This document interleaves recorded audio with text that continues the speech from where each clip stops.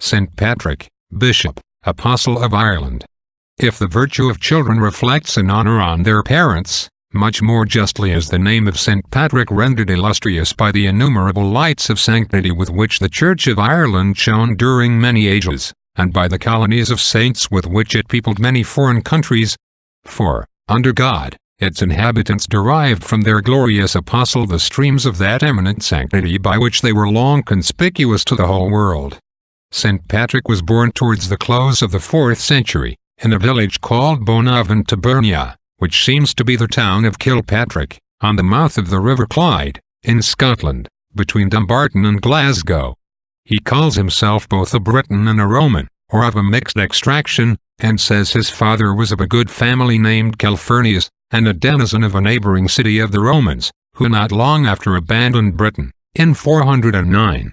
Some writers call his mother Conchessa, and say she was niece to Saint Martin of Tours.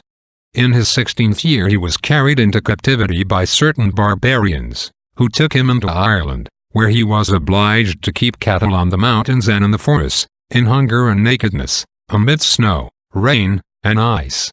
Whilst he lived in this suffering condition, God had pity on his soul, and quickened him to a sense of his duty by the impulse of a strong interior grace. The young man had recourse to him with his whole heart in fervent prayer and fasting. And from that time faith and the love of God acquired continually new strength in his tender soul. After 6 months spent in slavery under the same master, St. Patrick was admonished by God in a dream to return to his own country, and informed that a ship was then ready to sail thither. He went at once to the sea-coast, though at a great distance, and found the vessel, but could not obtain his passage, probably for want of money. The saint returned towards his hut, praying as he went. But the sailors, though pagans, called him back and took him on board. After 3 days' sail they made land, but wandered 27 days through deserts, and were a long while distressed for want of provisions, finding nothing to eat. Patrick had often spoken to the company on the infinite power of God. They therefore asked him why he did not pray for relief. Animated by a strong faith, he assured them that if they would address themselves with their whole hearts to the true God, he would hear and succor them. They did so, and on the same day met with a herd of swine. From that time provisions never failed them, till on the 27th day they came into a country that was cultivated and inhabited. Some years afterwards he was again led captive, but recovered his liberty after 2 months. When he was at home with his parents, God manifested to him, by diverse visions, that he destined him to the great work of the conversion of Ireland. The writers of his life say that after his second captivity he travelled into Gaul and Italy, and saw St. Martin, St. Germanus of Auxerre, and Pope Celestine, and that he received his mission and the apostolical benediction from this pope, who died in 432. It is certain that he spent many years in preparing himself for his sacred calling. Great opposition was made against his episcopal consecration and mission, both by his own relatives and by the clergy. These made him great offers in order to detain him among them, and endeavored to affright him by exaggerating the dangers to which he exposed himself amidst the enemies of the Romans and Britons, who did not know God. All these temptations threw the saint into great perplexities. But the Lord, whose will he consulted by earnest prayer, supported him, and he persevered in his resolution. He forsook his family, sold his birthright and dignity, to serve strangers, and consecrated his soul to God, to carry his name to the ends of the earth. In this disposition he passed into Ireland, to preach the gospel, where the worship of idols still generally reigned. He devoted himself entirely to the salvation of these barbarians. He travelled over the whole island, penetrating into the remotest corners, and such was the fruit of his preachings and sufferings that he baptized an infinite number of people. He ordained everywhere clergymen, induced women to live in holy widowhood and continence, consecrated virgins to Christ, and instituted monks. He took nothing from the many thousands whom he baptized, and often gave back the little presents which some laid on the altar, choosing rather to mortify the fervent than to scandalize the weak of the infidels. He gave freely of his own, however, both to pagans and Christians, distributed large alms to the poor in the provinces where he passed, made presents to the kings, judging that necessary for the progress of the gospel, and maintained and educated many children, whom he trained up to serve at the altar. The happy success of his labors cost him many persecutions. A certain prince named Critic, a Christian in name only, disturbed the peace of his flock. This tyrant, having made a descent into Ireland, plundered the country where St. Patrick had been just conferring confirmation on a great number of neophytes, who were yet in their white garments after baptism. Critic massacred many, and carried away others, whom he sold to the infidel Picts or Scots.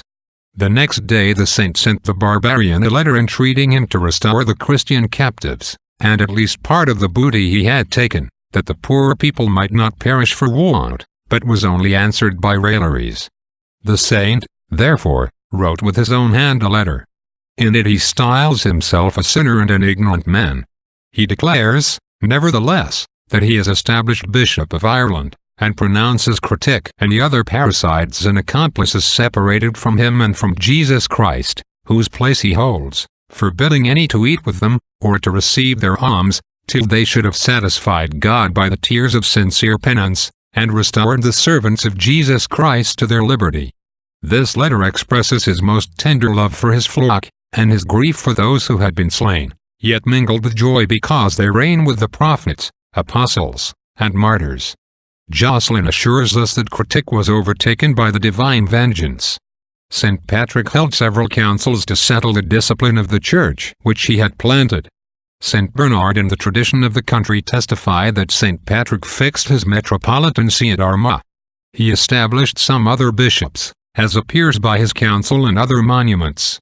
He not only converted the whole country by his preaching and wonderful miracles, but also cultivated this vineyard with so fruitful a benediction and increase from heaven as to render Ireland a most flourishing garden in the Church of God, and a country of saints. Many particulars are related of the labors of St. Patrick, which we pass over. In the first year of his mission he attempted to preach Christ in the General Assembly of the Kings and States of all Ireland, held yearly at Tara, the residence of the chief king, styled the monarch of the whole island, and the principal seat of the Druids, or priests, and their paganish rites. The son of Neil, the chief monarch, declared himself against the preacher.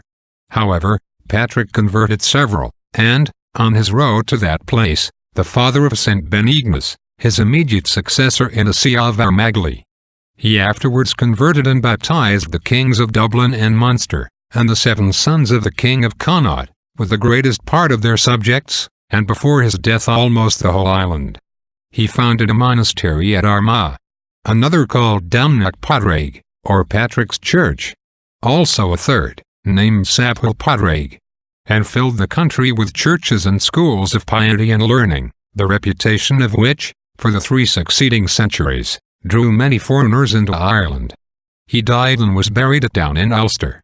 His body was found there in a church of his name in 1185, and translated to another part of the same church.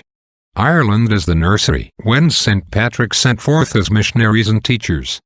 Glastonbury and Lindisfarne, Ripon and Malmesbury, bear testimony to the labors of Irish priests and bishops for the conversion of England. Lona is to this day the most venerated spot in Scotland. Columban, Fiacre, Gaul, and many others evangelized the rough places of France and Switzerland. America and Australia, in modern times, owe their Christianity to the faith and zeal of the sons and daughters of St. Patrick. Reflection. By the instrumentality of St. Patrick the faith is now as fresh in Ireland, even in this cold 19th century, as when it was first planted. Ask him to obtain for you the special grace of his children to prefer the loss of every earthly good to the least compromise in matters of faith.